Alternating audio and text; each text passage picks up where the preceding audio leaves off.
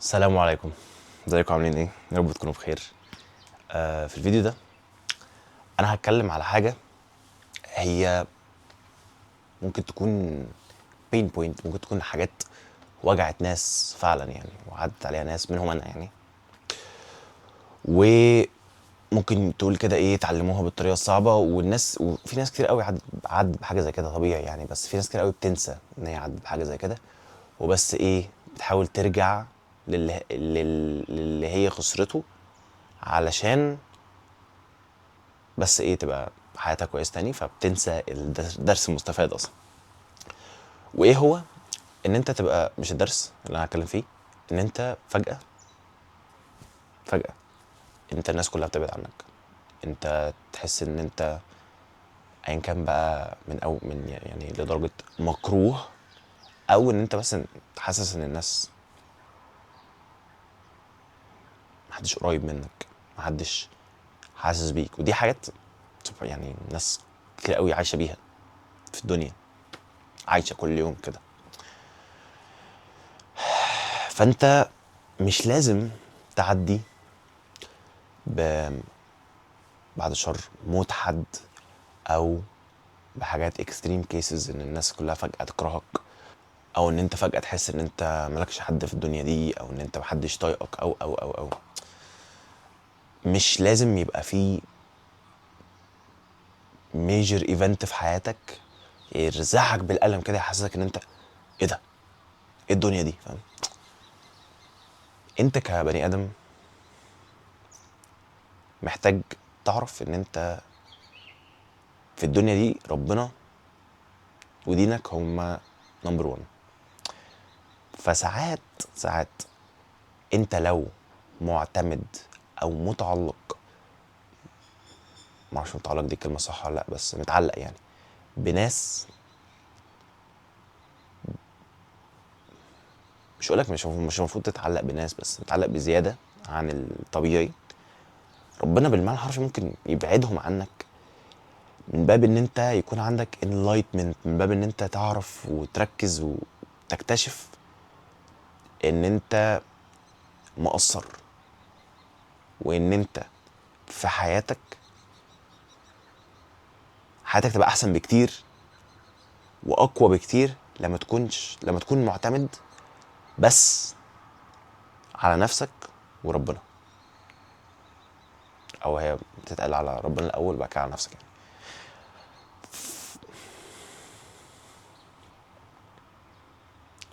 فانت بعد الشر مش لازم يبقى فيه بريك اب ولا طلاق ولا كذا ولا كذا، ولا ان انت فجاه اصحابك كلهم يكرهوك ولا عشان تكتشف ان على فكره ماليش غير ربنا، فاهم؟ لا، انت دي حياتك المفروض تعيشها كده. انت في وسط اصحابك، في وسط عيلتك، ومع مراتك وكل الناس دي، لازم تكون عارف ان ده نعمه من ربنا، وان ده بونص في حياتك، دي حاجه زياده، دي حاجه ربنا رزقك بيها ك ك لسعاده ك اللي هو ايه يحسسك بالانتماء ويحسسك بكل الحاجات دي. بس انت هدفك الاول في الاخير في الدنيا دي ان انت تسعى فيها، وان انت تبقى مسلم كويس، و... وان انت تبقى مسلم كويس وقوي، ومش بيعتمد على حد غير ربنا. وده اصلا هيخلي علاقتك بالناس احسن بكتير. فانت اولا مش هتتعامل مع الدنيا زي ما كنت بتتعامل قبل كده، علشان انت هتبدا تشوف كل حاجه من ناحيه ان ربنا بيعلمني ايه، ربنا بيوريني ايه، ربنا بيرزقني ايه، ربنا بياخد مني ايه، ربنا كان عايز يوجهني للطريق ده، ربنا ما كانش عايز يوجهني للطريق ده. تبدا تفكيرك يختلف لما تبدا تاخد بالك ان انت في الحياه دي وفي الدنيا دي مع ربنا وبس. ثانيا، طريقتك ليه بقى هتتحسن مع الناس؟ عشان انت مش هتكون معتمد عليهم، فبالتالي مش هتكون مستني منهم حاجه، فبالتالي هتبقى مستريح ومرتاح. واي حد عنده صحاب كتير او عرف بنات كتير او تعامل مع الناس كتير، تبقى عارف ان انت احسن طريقه انك تتعامل معاهم فيها، واحسن طريقه انك تعرف ناس وتعرف صحاب وتعرف كل حاجه، انك تكون مرتاح. انت مش محتاجهم في حاجه، انت بس حابب قعدتهم، حابب الفايب بتاعهم، حابب الكويس اللي هما بيضيفوه في حياتك. فبالتالي انك تخسرهم دي حاجه هتضايقك وهتعدي. ان انت تضايقهم دي حاجه بالنسبه لك بالعكس. انا قول لي اولا انا بابريشيت يو في حياتي.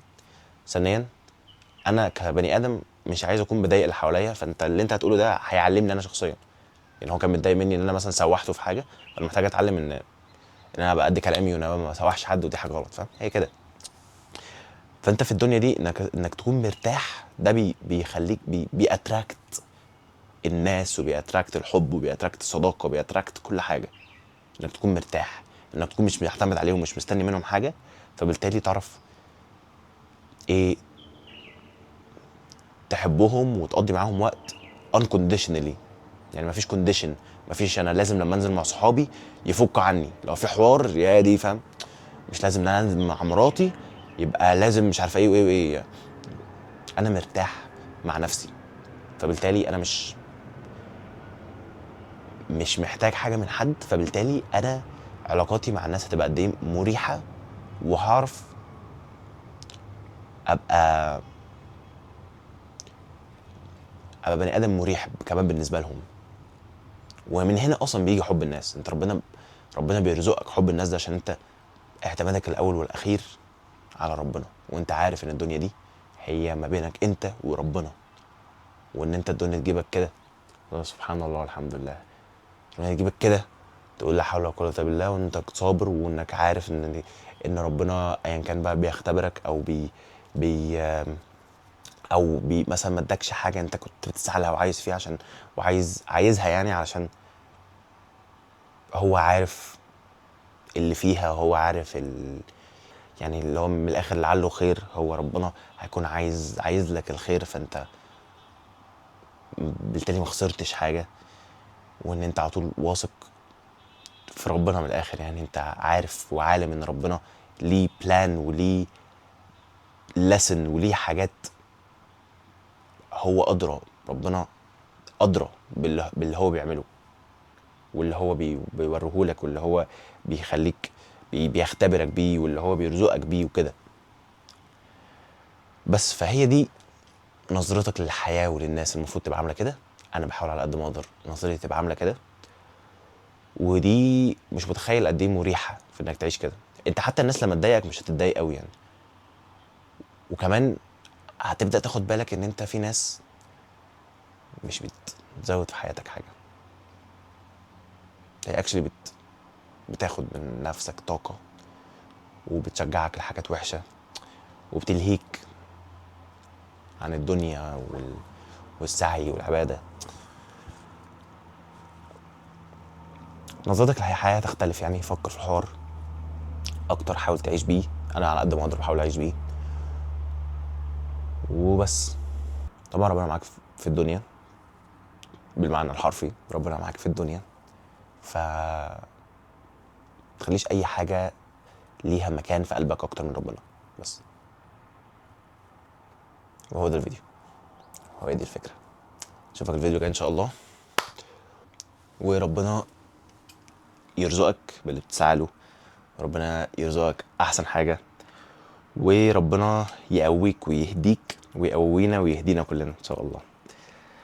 اشوفك الفيديو الجاي ان شاء الله. سلام.